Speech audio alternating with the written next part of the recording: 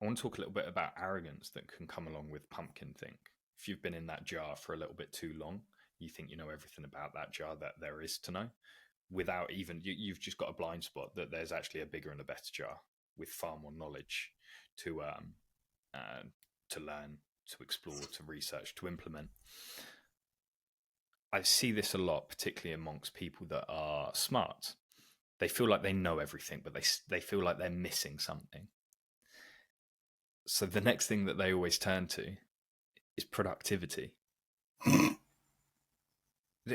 Tell me this isn't a tale as old as time.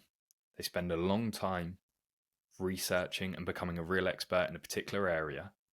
They eventually get the blinkers on. They get a little bit arrogant about their own knowledge, and they think the only thing holding them back from whatever their goal is, from whatever that next level is that they're trying to hit, is their own productivity.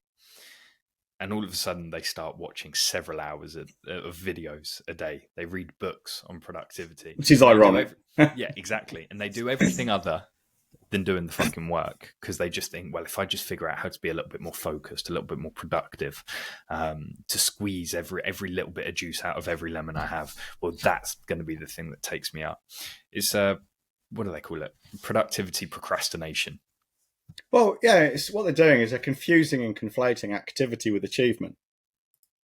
Yeah. And a lot of people on social media do this. They think they think because they've been on LinkedIn for 3 hours, liking, sharing, commenting, and viewing, and probably posting too. They've been busy, and I think, yeah, I've been working on my business. You haven't. And I mean, let's be clear. You have promoted your business to some extent, but it's in one of the high effort, low reward areas. You'd have done far better spending, say, a half an hour, so a sixth of that 3 hours, on crafting a well-written email with a specific offer and a deadline to an email list of yours.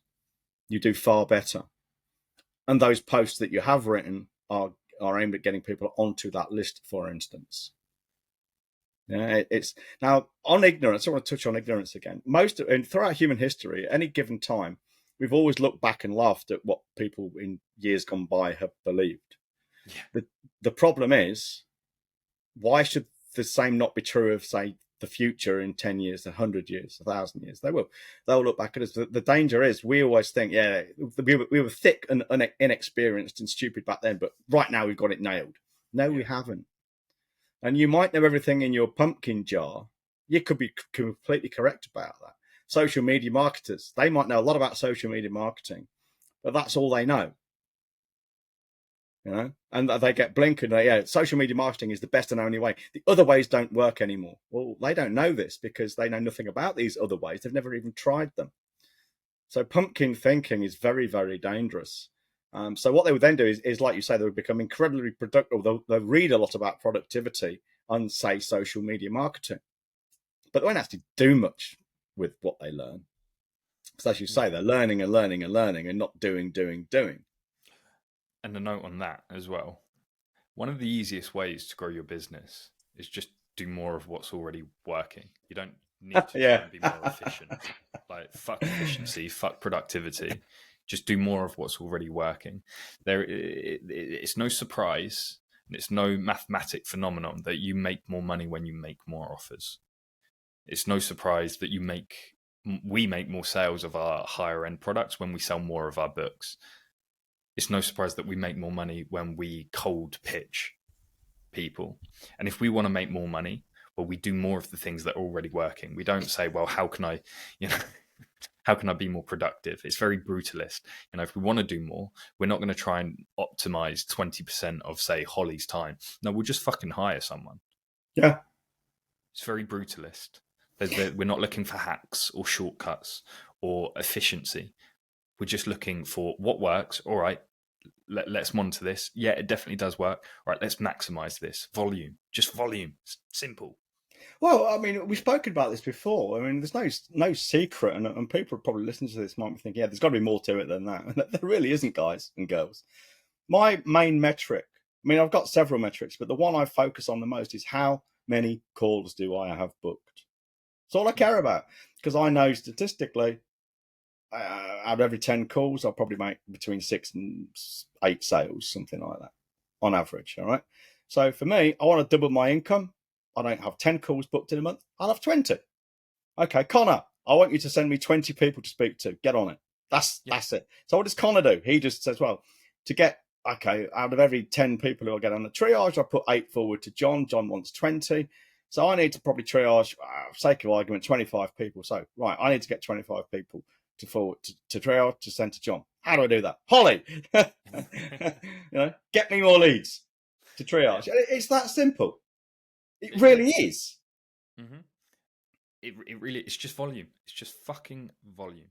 Now, let's be clear about something, though. There are arguments for making things more efficient when you've got them already working. Because we're doing it now. Now, Connor and I have got a sales system and it works. But what we're doing is we're taking elements from my call and putting them in Connor's to get a no even quicker. The quicker we get a no, the better. Because that means we can then handle more calls. Mm-hmm. So there is an argument for efficiency, but too many people are polishing a turd. Absolutely. And if we was to never ask that question, like, right, how do we make our sales process more efficient? If we was to ask that right at the beginning before actually having done it, that'd be ludicrous. Yeah, but that's what people are doing, isn't it? Exactly. Also, we're smart enough to kind of slow down and ask those questions at the right time. But if we want to make more sales, we know we just got to get more calls. I remember years ago, I used to hang around with a group of bikers. I had a motorbike myself, but I wasn't really a biker, so to speak. I wasn't into the social side of anything. And we used to read bike magazines, all these fucking new models coming out and stuff. And every successive model of a bike is somehow better. It's turbocharged, it's supercharged, it's got super fangled fucking exhaust on it, all these things. But ultimately, as my mate used to say, John Spencer, he'd say, really, it's all irrelevant. What really matters is how big the engine is. It comes down to cubic inches. Other things matter, they help. But fundamentally, it's down to how big the fucking engine is. Mm-hmm. You can do what you like to a 250cc engine, but a 1000cc engine is going to beat it no matter what, And similarly, say with dieting and muscle building, I mean, there's loads of performance tweaks, and they all work, and drugs as well, and they all work, add a few percent here and there. But ultimately, it's down to lifting weights, eating fewer calories, and keeping moving a bit more. There's a few big things that you need to do. If you're a brand new weightlifter to the gym, you can do better. You can't do much better for the first few months than, say, squat, deadlift, bench press, overhead press, lather, rinse, repeat. That's about it. And you do that for 3 or 4 months, maybe 6 months. And then maybe when you get to a certain size and such phase of development, then you might need to start specializing in more isolation type, or not so many joints in the compound movement. But for the beginner, deadlift, squat, bench, overhead press is going to fucking hit everything plenty hard enough. Yeah. And interesting, I suppose a little tangent we can go down here. Before you ask yourself, how can I make this thing that's already working more efficient, you should probably ask yourself, is there just a better way of doing this, full stop? Is there an opportunity to, tear this down and rebuild it in the image of someone who's done it far better than I ever could have? Which is what we teach, of course. Exactly, because you're using the weightlifting example. A beginner will have the tendency to go online and they'll put together a very detailed program, won't they? Yeah. In reality, all they probably need for that first couple of months is deadlift, squat, overhead. What do they call it? Deadlift, clean and press? No, it's just a military press usually. Overhead press. That's what it is. But you do the deadlift, then you clean it, then you press. Oh, I think that's the clean and jerk, isn't it? I'm not into Olympic lifting. Yeah, Hollywood, no. Either way, for someone that's brand new to exercise, that will do them for the first couple of months to build that base level of strength and fitness. So if they ask themselves, is there just something flat out better that I could be doing? The answer is often yes. And then it's on you to go out and seek those answers.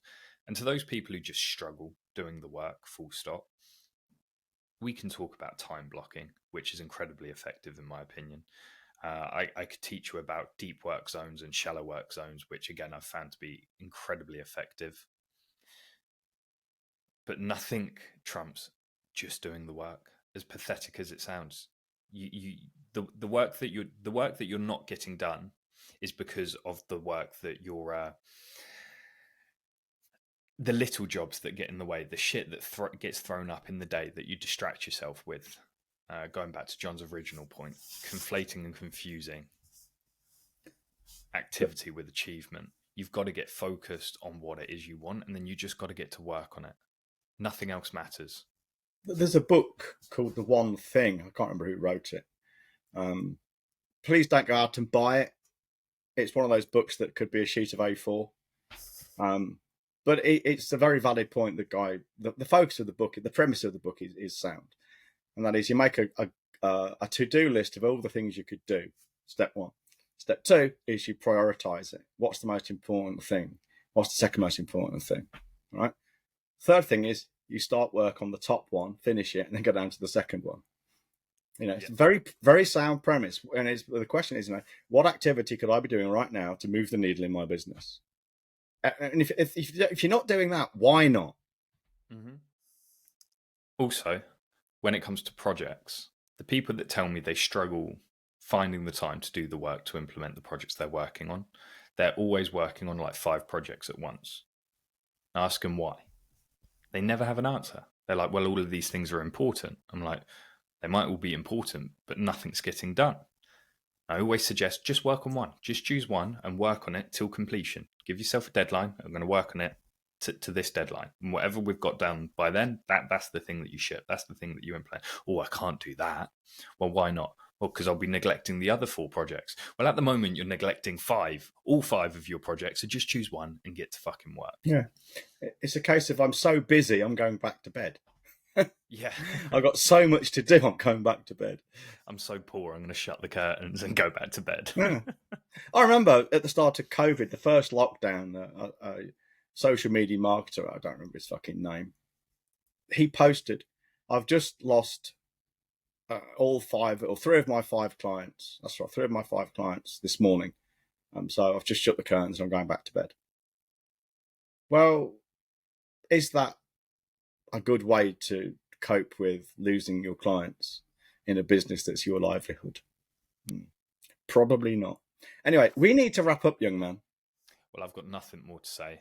So